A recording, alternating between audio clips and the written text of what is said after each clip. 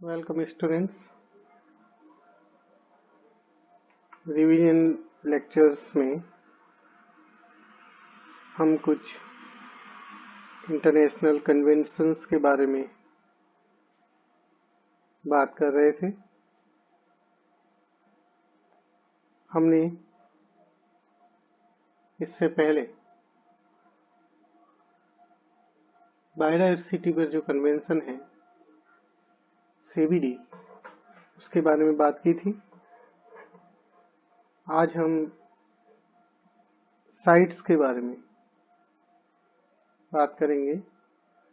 Sites का full form है the convention on international trade in endangered species of wild fauna and flora. इसे Washington convention के नाम से भी जाना जाता है।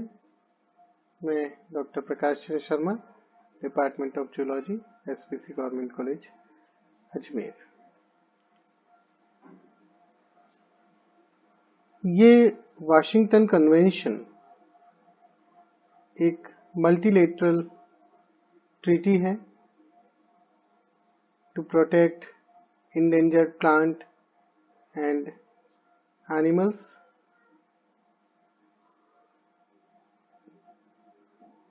1963 में IUCN के मेंबर की मीटिंग के बाद एक रिजोल्यूशन प्राप्त हुआ था, जिसके उपरांत इस कन्वेंशन के लिए ड्राफ्ट किया गया था। फाइनली इस कन्वेंशन का जो टेक्स्ट था वो वाशिंगटन के अंदर सिग्नेचर के लिए 3 मार्च 1973 से ओपन किया गया और ये 1 जुलाई 1975 से इनफोर्स हुआ। इस कन्वेंशन का जो मल्टीलेटरल कन्वेंशन है, इसमें आज की तारीख में वर्तमान में 183 पार्टीज हैं, जिनका उद्देश्य है to ensure that international trade in specimens of wild animal and plant does not threaten their survival. या हम दूसरे शब्दों में ये कह सकते हैं कि वाइल्ड एनिमल और प्लांट का जो इंटरनेशनल ट्रेड है वो इस प्रकार से रेगुलेट हो, इस प्रकार से हो कि उसके कारण से वाइल्ड एनिमल एंड प्लांट के जो सर्वाइवल है उसके लिए खतरा पैदा ना हो। तो इसकी जो लोकेशन है वो जेनेवा में है। जेनेवा में ये स्थित है, स्विट्जरलैंड जेनेवा।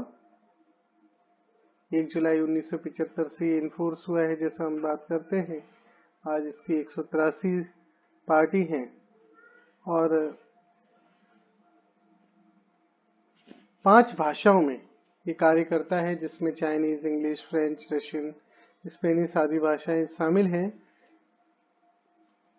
35,000 से ज्यादा एनिमल और प्लांट की स्पीसीज को इसके अंतर्गत देखा जाता है।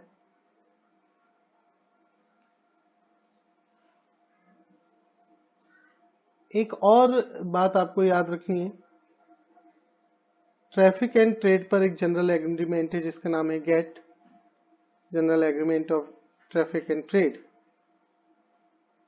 उसके मद्देनजर ये वाइल्ड एनिमल एंड प्लांट के ट्रेड को इस प्रकार से सुनिश्चित करता है कि उनके सर्वाइवल पे खतरा नहीं हो, यानी कि हर एक राष्ट्र ट्रेड करने के लिए मुक्त रहे, फ्री ट्रेड हो सके। फ्री मीन्स किसी भी तरह के जो गेट्स के तहत जो नियम बनाए गए हैं उनके वायलेशन के बिना हो सके। तो इसलिए गेट से भी इसमें कंसल्टेशन किया जाता है। अभी इवॉन हिग्यूरो इसके सेक्रेटरी जनरल हैं। अगर हम इस कन्वेंशन का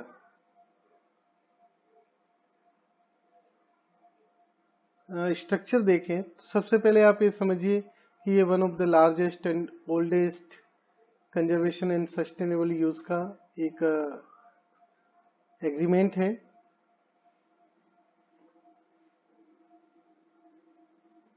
हालांकि यह भी सच है कि जो इसकी पार्टीज हैं इसकी मेजर रिक्वायरमेंट्स को फॉलो पूरी तरीके से नहीं कर पाई है। जो मेजर रिक्वायरमेंट्स है designation of management and scientific authority, law to prohibit the trade in violation of CITES, penalties for such trade and law providing for confiscation of specimen. तो कई सारी पार्टीज हालांकि इन चीजों को अभी तक पूरा नहीं कर पाई है, लेकिन ये एक लार्जेस्ट कन्वेंशन माना जाता है, one of the largest convention, जिसको साइन ही 80 से ज्यादा पार्टीज ने किया था। तो हम इसका अगर स्ट्रक्चर की बात करें तो कॉन्फ्रेंस ऑफ पार्टीज मिलकर के 3 प्रकार की यहाँ कमेटीज बनती हैं। एक जो प्लांट के बारे में ऑब्जर्व करेगी, plant committee. Second is animal committee. तीसरी स्टैंडिंग कमेटी। और साथ ही साथ इन चारों से मिलकर के, इन चारों के कंट्रीब्यूशन से साइट्स का सेक्रेटरीट भी तैयार होता है, जो अगेन गेट्स, यूएन एनवायरमेंट आदि एजेंसी से इनपुट्स भी लेता है। तो जैसा मैंने कहा आपको कि गेट्स जो है वो ट्रेड एंड ट्रैफिक के लिए एक जनरल एग्रीमेंट है, तो उसके मद्देनजर साइट्स में सेलेक्टेड ट्रेड्स को परमिट किया गया है। इसके अंतर्गत लाइसेंसिंग की व्यवस्था पर जोर दिया गया है, खासतौर पर इंपोर्ट, एक्सपोर्ट, री एक्सपोर्ट, इंट्रोडक्शन आदि पर लाइसेंसिंग सिस्टम के माध्यम से ऑथराइजेशन की व्यवस्था की गई है। और जैसा अभी मैंने आपको बताया कि जो मेजर रिक्वायरमेंट्स हैं उनमें से 2 मेजर रिक्वायरमेंट जो हैं वो यही है कि हर एक पार्टी को, यानी कि हर एक कंट्री को अपने यहाँ एक मैनेजमेंट अथॉरिटी को डेजिग्नेट करना होगा और एक साइंटिफिक अथॉरिटी को, कम से कम एक साइंटिफिक अथॉरिटी को भी डेजिग्नेट करना होगा। इसके अंतर्गत 3 अपेंडिक्स हैं, जिनमें करीब 5000 एनिमल और करीब 29,000 प्लांट स्पीसीज को प्रोटेक्शन दिया गया है। इन तीनों ही अपेंडिक्स में अपना डिग्री ऑफ प्रोटेक्शन अलग अलग है। तो अपेंडिक्स 1 में उन स्पीसीज को सम्मिलित किया गया है जो एक्सटिंक्शन से के खतरे से जूझ रही हैं, और इनके अंदर केवल एक्सेप्शनल केस के अंदर ही ट्रेड परमिट है। अपेंडिक्स 2 में कंट्रोल्ड ट्रेड किया जा सकता है।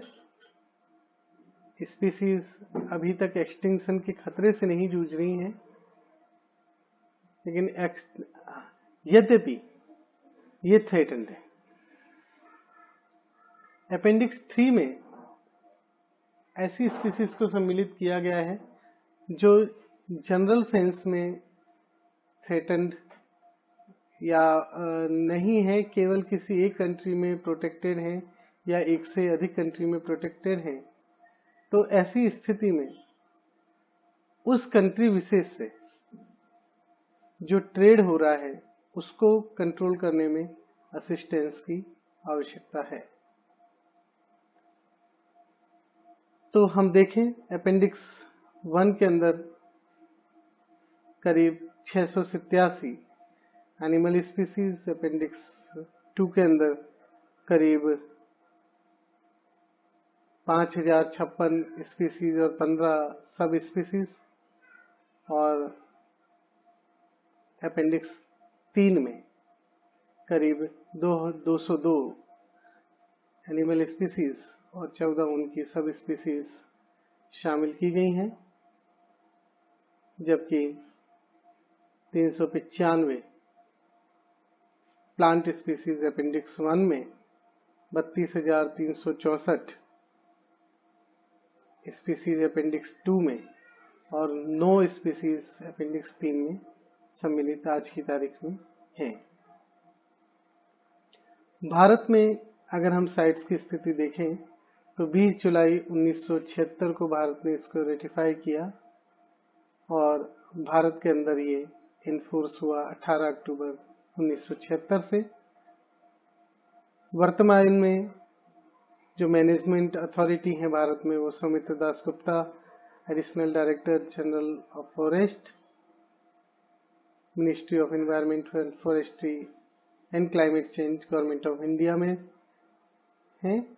और इसके अलावा जो अदर अथॉरिटी हैं जो कि परमिट ग्रांट कर सकती हैं वो है regional deputy director, wild life crime control bureau, चारों रीजन में, north, south, east and west. और इसके अलावा जो साइंटिफिक अथॉरिटीज हैं वो director ZSI, director BSI, director CMFRI Cochin, director WII Dehradun, director institute of forest genetics and tree breeding Coimbatore, director FRI, director RFRI Jorhat, ये इसके अंदर शामिल है। तो ये हमारा यहाँ पर जो साइट्स रिवाइज करना था वो टॉपिक कंप्लीट होता है। धन्यवाद।